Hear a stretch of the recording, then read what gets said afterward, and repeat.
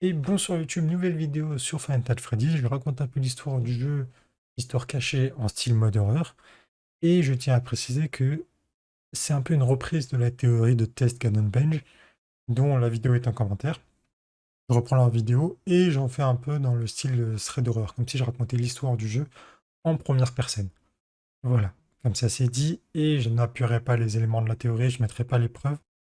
Je laisse à Test Cannon Bench en description pour le faire. Donc je vous invite à aller voir sa vidéo pour avoir tous les éléments de théorie sur quoi il se base et à quoi moi je pensais quand je parlais. Ça peut toujours être un plus. Et cette vidéo sera, enfin cette série sera divisée en 5 sur l'histoire des 5 jeux FNAF. Voilà.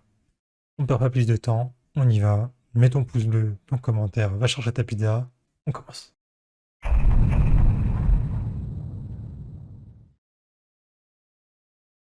Donc l'histoire que je vais vous raconter aujourd'hui est l'histoire de Mike Schmidt, un gardien de nuit dans le restaurant Freddy Fazbear Pizza. Nous sommes actuellement en 1992, le lundi 8 novembre, et Mike Schmidt commence sa première soirée en tant que garde de nuit. Un de ses collègues l'appelle, que nous appellerons le Phone Guy pour le bien de la vidéo, lui explique tout simplement que les animatroniques se baladeront dans le restaurant sans réellement de grand danger, excepté que le fait que s'ils l'aperçoivent, ils le considéreront comme un endosquelette et le placeront dans un costume. Mike, prenant en compte ces mises en garde, reste tout simplement dans le bureau et les surveille. Lors de sa première nuit, rien n'a déploré. Il sonne 6 heures du matin, Mike a fini sa nuit et retourne chez lui.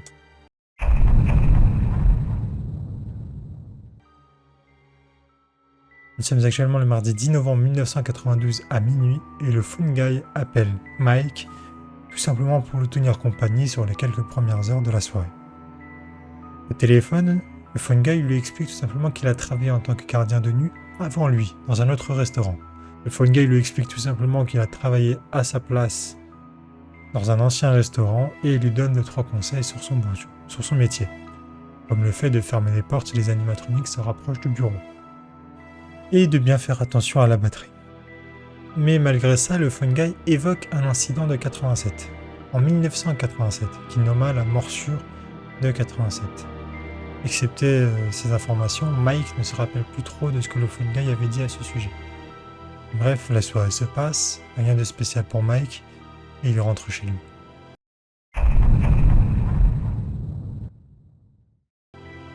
Cette nuit est assez suspecte pour Mike. Mike s'installe dans le bureau, pose ses affaires, le téléphone retentit et il décroche. Mais il entendit le Phone Guy apeuré, effrayé, comme s'il fuyait quelque chose. Et ce dernier lui dit « Va dans la réserve, tu y trouveras, tu les trouveras tous. Tu y trouveras les 7... »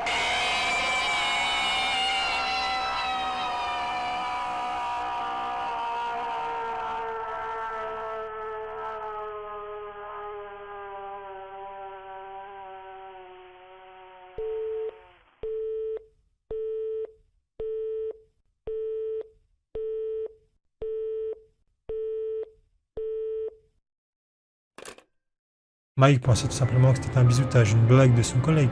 Ne prêtant pas trop attention et préférant en rigoler. La nuit se passe, Mike n'a rien à déplorer. 6 heures du matin sonne, il rentre chez lui s'endormir.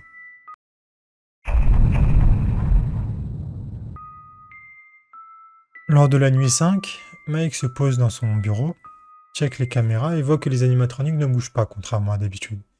Il dit tout simplement qu'ils ont été désactivés et se baladent dans le restaurant, jusqu'à arriver dans une certaine salle. Par rapport aux caméras, cette salle correspond à la caméra 4B.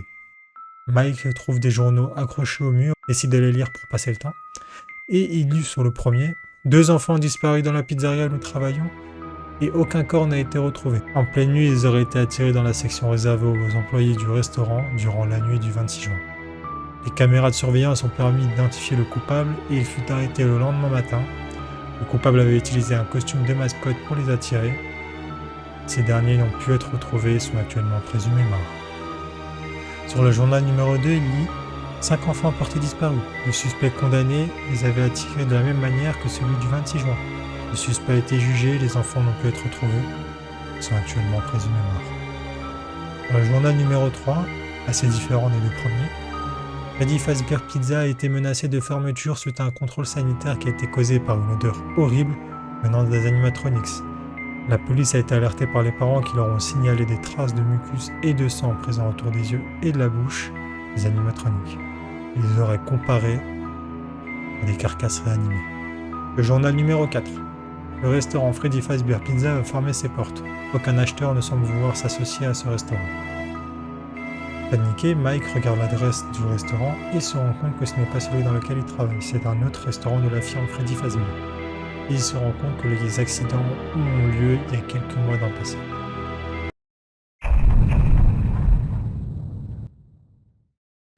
La journée numéro 6 a été assez spéciale pour Mike.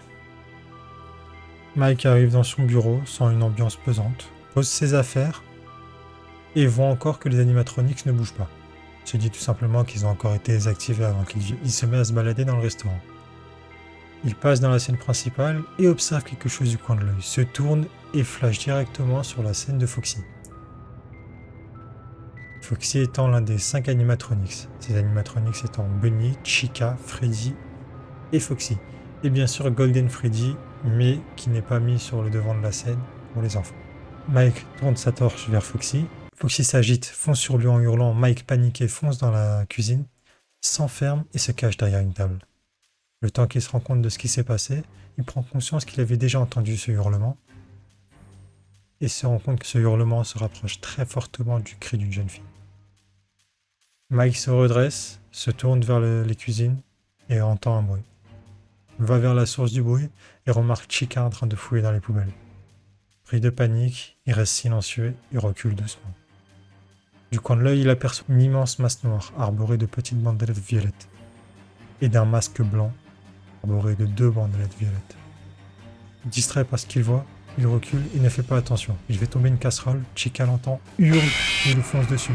Pris de panique, il ouvre la porte, repasse par la salle principale et fonce vers les toilettes.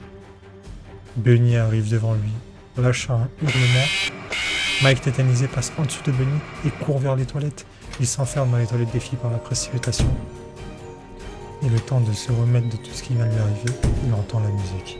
Il se retourne, il voit une immense masse marron, lève les yeux, il se rend compte que c'est Freddy. Freddy hurle. Mike, pris de panique, sort des toilettes en courant et fonce vers la réserve. Il entre dans la réserve, ni une ni deux, il la ferme et se remet.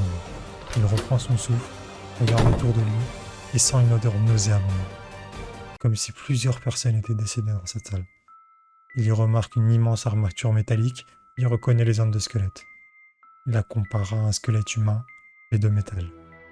Il se retourne vers le fond de la pièce et aperçoit Golden Freddy, s'en approche doucement, Golden Freddy n'étant pas pourvu d'ondes de squelette, juste un tas inerte au sol. Il s'en approche, Golden Freddy hurle, Mike pris panique tombe, se relève, pousse vers la porte de la réserve, la ouvre, et les 4 animatronics étaient là en attendant. Foxy, Bunny, Chica, Freddy, se tenant devant lui, le regardant fixement, dépourvu d'âme.